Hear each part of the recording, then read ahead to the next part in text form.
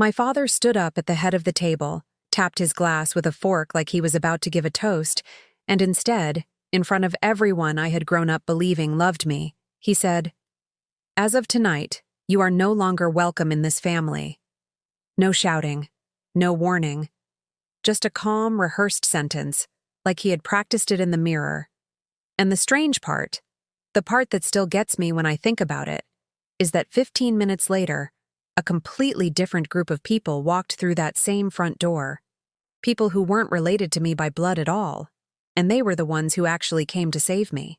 Hey everyone! Welcome back to Silent Family Stories. If you're new here, this channel is all about the quiet, real moments inside families, the ones nobody posts about online, the conversations that happen behind closed doors that end up shaping someone's entire life. If stories like that mean something to you, go ahead and hit that subscribe button before we get started, because this is one of those stories that I think a lot of you are going to feel very deeply. All right, let's get into it. I grew up in a house that looked perfect from the outside. Nice neighborhood, manicured lawn, a family photo on the wall every single year, everyone smiling in matching colors like we had it all figured out. My parents were the kind of people other parents admired at church functions and neighborhood barbecues. My father ran a small but respected accounting firm. My mother volunteered at nearly every school event you could imagine. To the outside world, we were the family other families measured themselves against. But inside that house, there was a rule that nobody ever said out loud, though everyone in the family understood it perfectly. You could be anything you wanted, as long as it matched what my parents had already decided you should be. My older brother followed that rule his entire life. He went to the college my father chose, took the job my father arranged through an old business contact, and married the woman my mother had been not so subtly suggesting since he was in high school. He fit the mold, and in return, he got everything. Approval, affection, a sense of belonging that never had to be questioned. I was different, and not in some dramatic, rebellious way. I didn't have blue hair or get into trouble. I just wanted things that didn't match the picture my parents had painted for their children's lives. I wanted to study art instead of business. I wanted to move to a smaller city instead of staying close to home. And eventually, in my late 20s, I fell in love with someone my parents decided they simply could not accept, for reasons that, honestly, still don't make much sense to me even now. Reasons rooted more in appearances and old-fashioned expectations than anything my partner ever actually did wrong. For years, I tried to bridge that gap. I brought my partner to family dinners, hoping that time and familiarity would soften things. I sat through comments disguised as jokes, the kind that leave a mark but are delivered with just enough of a smile that if you react, you're the one who's suddenly too sensitive. I told myself that if I was patient enough, kind enough, agreeable enough, eventually they would come around. That birthday dinner, the one I mentioned at the very beginning, was supposed to be a small celebration for my father turning 60.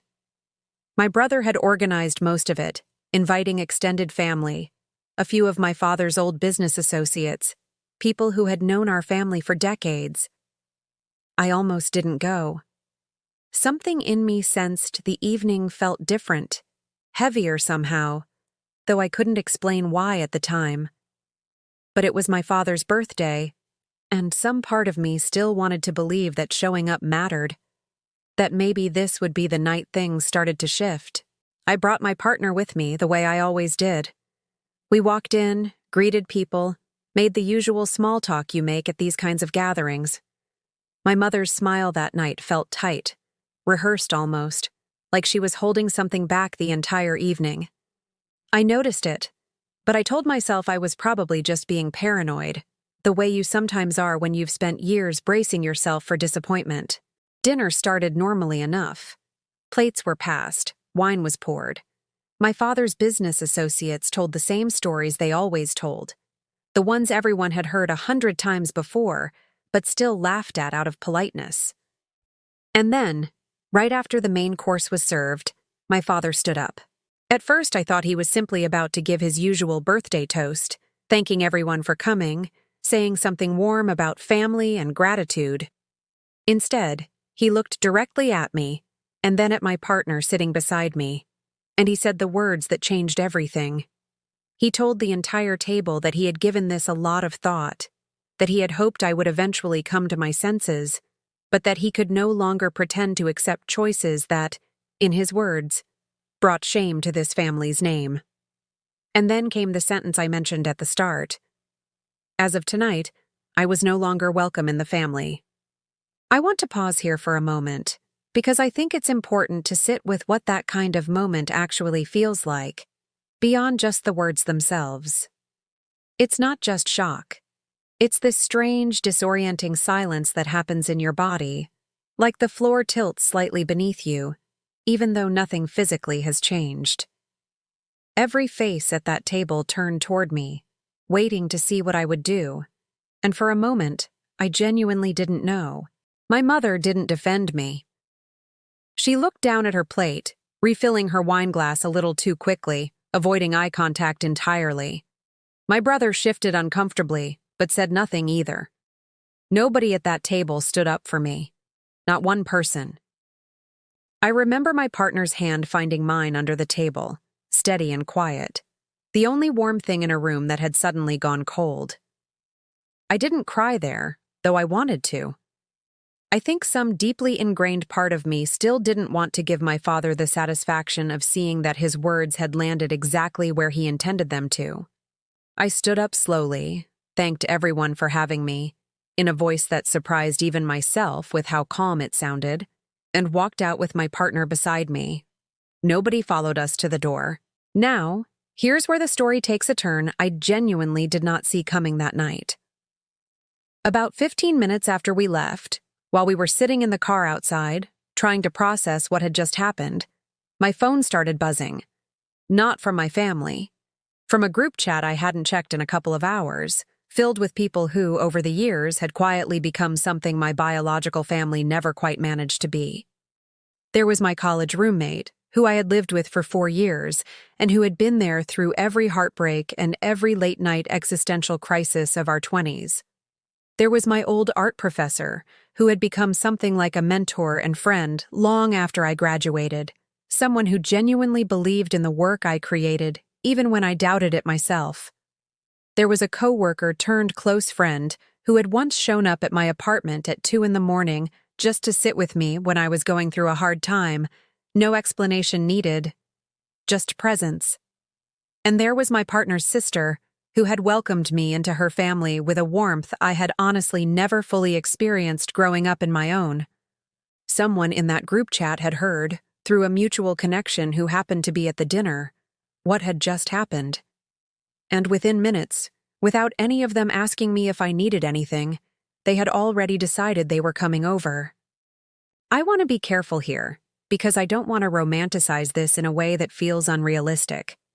Life doesn't usually hand you a perfectly timed rescue scene the way movies do. But sometimes, if you're lucky enough to have spent years building real, honest relationships with people who actually see you, something close to that does happen. Not out of obligation, not out of blood ties, but simply because people who love you show up when it matters most. By the time my partner and I got back to our apartment that night, there were already texts waiting, then knocks at the door not long after. My old roommate showed up first, holding a bag of takeout from the restaurant we used to order from constantly back in college, because she remembered, even years later, that it was my comfort food. My art professor arrived shortly after, not saying much, just sitting quietly on the couch, present in the way that only people who understand grief without needing an explanation know how to be. My coworker came with a bottle of wine, not to celebrate anything, just because that's what she always brought when things felt heavy, a small ritual of comfort she had developed over years of friendship. And my partner's sister arrived last, wrapping me in a hug that lasted long enough to say everything words couldn't. Nobody in that room shared a drop of blood with me. And yet, in that moment, sitting in my small living room surrounded by people who had chosen, again and again over the years, to show up for me without condition, I understood something I think a lot of people spend their whole lives searching for. Family isn't only defined by biology. Sometimes the people who raise you don't end up being the people who truly see you. And sometimes the family you build for yourself, through years of small, consistent acts of care, becomes more real than the one you were born into. That night didn't erase the pain of what my father said. I won't pretend it did. There's a particular kind of grief that comes from losing a relationship with a parent, even when that parent is still alive, even when, technically, nothing physically has ended. It's a strange kind of loss, one that doesn't get the same recognition as other kinds of grief, because on paper, everyone involved is still here. But something fundamental had shifted, and I had to sit with that reality in the weeks and months that followed. In the time since then, my relationship with my parents has remained distant. My mother has reached out occasionally, careful, brief messages that never quite address what happened directly, as if we've silently agreed to pretend that dinner never occurred. My father and I haven't spoken since that night.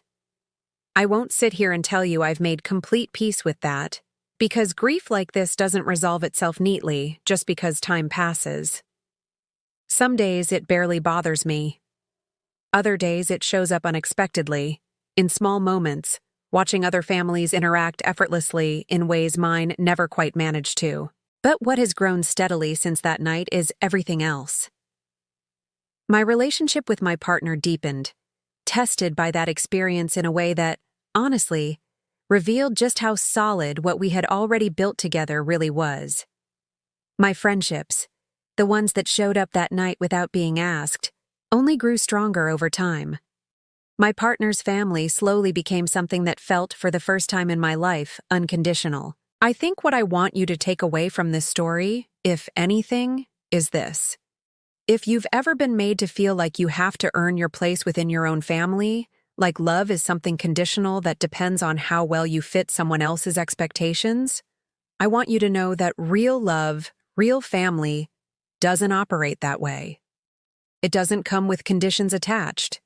It doesn't require you to shrink yourself down into someone more convenient or more comfortable for other people to accept. And if you've been lucky enough to build relationships in your life, whether through friendship, chosen family, or even distant relatives who somehow understood you better than the people closest to you by blood, I hope this story is a reminder to appreciate those people. Tell them what they mean to you. Because sometimes the family that truly shows up for you isn't the one you were given. It's the one you find along the way. If this story resonated with you, if you've ever experienced something similar, whether it was a family that struggled to accept who you are, or a chosen family that stepped in when you needed them most, I would really love to hear about it.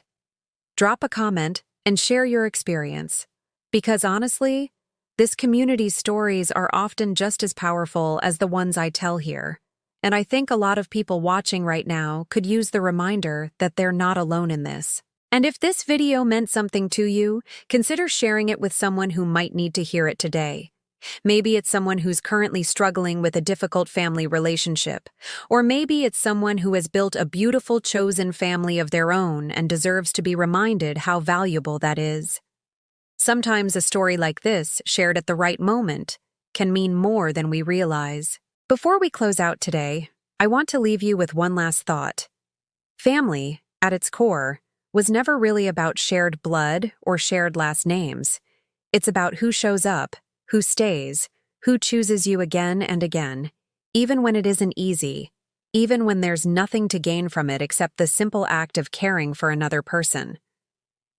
If you have people like that in your life, hold on to them. And if you don't yet, know that it's never too late to build that kind of family for yourself, one honest relationship at a time. Thank you so much for watching this story all the way through. If you enjoyed it and want more honest, grounded stories like this one, make sure you're subscribed so you don't miss the next one. Leave a comment, share it with someone who needs it, and I'll see you in the next story. Take care of yourselves, and take care of the people who choose to stay.